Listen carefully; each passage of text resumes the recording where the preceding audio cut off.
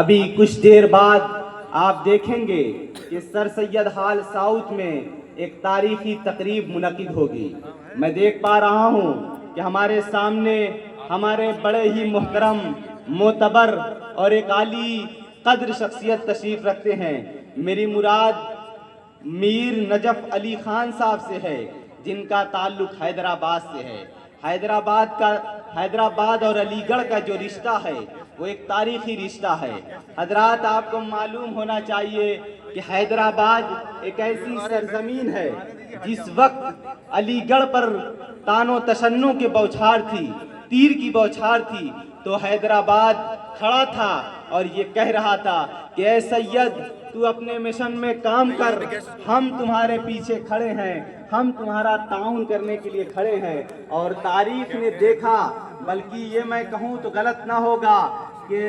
حیدرآباد کے نظام نے علی گڑھ تحریک اور علی گڑھ تاریخ کے ان صفحات میں اپنی جگہ مرتب کر لی ہے کہ اس کے بغیر تاریخ ادھوری ہے۔ اگر ہم سر سید ہال ساؤتھ کا مطالعہ کریں، غور کریں اور اس کی تاریخ کے بارے میں جانیں، تو بہت سی عمارتیں ایسی ہیں جس میں نظام حیدرآباد کا بہت اہم رول رہا ہے۔ آپ کو معلوم ہونا چاہیے کہ محبوب علی خان صاحب جو نظام حیدرآباد تھے، انہوں نے سر سید احمد خان کو ایک پینٹنگ پیش کی تھی، اور اس پینٹنگ میں یہ پیش کیا تھا، یہ دکھایا گیا تھا کہ ہمیں اپنے قوم کو ذلت و پسپائی سے نکال کر اس کو ثریا کی بلندی تک پہنچانا ہے۔ اور ایک مرد غیور نے یہ بیڑا اٹھایا اور اس نے دکھایا دنیا کو کہ ہم آج علی گڑھ میں ہیں، لیکن حقیقت یہ ہے کہ ہم تاریخ کے اس حصے پر کھڑے ہیں جو مسلمانوں کا قبلہ و کعبہ کہلاتی ہے۔ بر صغیر کے اقلیتوں کے مستقبل کو خوب معیاری اور تعمیری بنانے کی کوشش میں جو علی گڑھ کا کردار ہے، اگر ہزاروں نسلیں اس علی گڑھ کو اور بانی دانشگاہ علی گڑھ کو سلام کریں تو حق ادا نہ ہوگا۔ اور میں یہ بھی کہوں گا کہ اس بانی دانشگاہ علی گڑھ کے بہت ہی ممنون اور بہت ہی مشکور اور ان کے سب سے زیادہ معاون جناب نظام حیدرآباد سے۔ اور ہم نے دیکھا کہ انہوں نے اس وقت میں، جس وقت نواب رامپور جب سر سید احمد خان ان کے پاس چندہ لینے گئے تو نواب رامپور نے جھڑک دیا، بھگا دیا اس مرد غیور کو، اس مرد درویش کو جس نے قوم کی نیا کو پار لگانے کی سوچی تھی۔ لیکن اس مرد غیور نے اس بھکاریوں کی صف میں بیٹھ کر کے اس نواب رامپور سے کہا کہ مجھ کو وہ بھیک دے دو جو تم غریبوں کو دیتے ہو۔ تب جا کے اس انداز کا میں خانہ بنا ہے۔ ہم نے واقعات اگر ہم واقعات کا مطالعہ کریں تو ہمیں یہ بھی محسوس ہوتا ہے، ہمیں تاریخ یہ بتاتی ہے کہ سر سید چندہ لینے گئے تو بہت لوگوں نے ان کو رسوا کیا، کسی نے ہاتھ پہ تھوک دیا تو سر سید نے مٹھی بند کر لیا اور یہ کہا کہ جس کے پاس جو ہوگا وہ وہی دے گا۔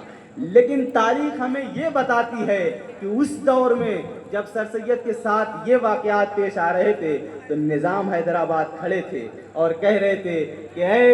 سر سید احمد خان، تم مجھ سے زبان کھولو، میں تمہیں چندہ دوں گا۔ اور ہم نے دیکھا کہ یہ نظام میوزیم، آسمان منزل انہی کی شاہکار ہے۔ اس وقت جب علی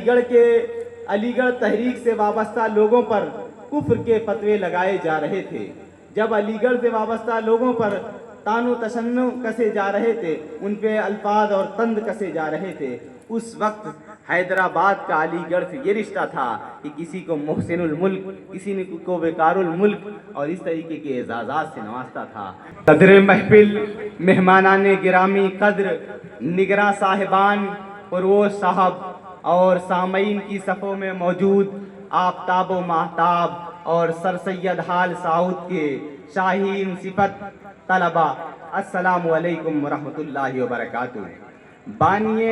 درسگاہ سر سید احمد خان کی 208ویں یوم ولادت کے موقع پر علی گڑھ مسلم یونیورسٹی کے تاریخی ہال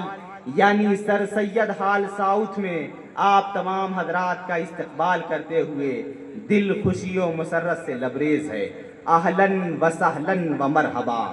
محترم سامعین، اقوام عالم کی تاریخ میں کچھ شخصیات ایسی ضرور ہوتی ہیں جو لوح ایام پہ اپنے المٹ نقوش چھوڑ جاتی ہیں اور اپنے حیرت انگیز کارناموں سے اپنے عہد اور اپنے سماج پر گہرے اثرات مرتب کرتی ہیں۔ جی ہاں، آج ہم جس شخصیت کی یاد میں جمع ہوئے ہیں ان کا بھی شمار دراصل انہی عظیم قداور شخصیات میں ہوتا ہے۔ ہم اگر اپنے کسی بزرگ کا جشن کرتے ہیں تو گویا ہم منزل پر پہنچتے ہیں جہاں ہم اس حقیقت کا اعتراف کرتے ہیں کہ ہم علم میں، شہرت میں بڑھیں جتنا بھی، لیکن ہم اپنے بزرگوں سے بڑے ہو نہیں سکتے۔ سامعین کرام، قبل اس کے کہ میں آج کی اس تقریب کا، آج کی اس سر سید ڈے سیلیبریشن کا باقاعدہ آغاز کروں، میں درخواست گزار ہوں اپنے ہال کے پروش جناب ڈاکٹر عبدالرؤف صاحب سے، سینئر ہال محترم واصف رضا اور سینئر فوڈ محترم سلمان اصلاحی علیق صاحب سے کہ آپ حضرات مہمانوں کے ساتھ اسٹیج پر تشریف لائیں تاکہ آج کا یہ پروگرام وقت پر ختم ہو۔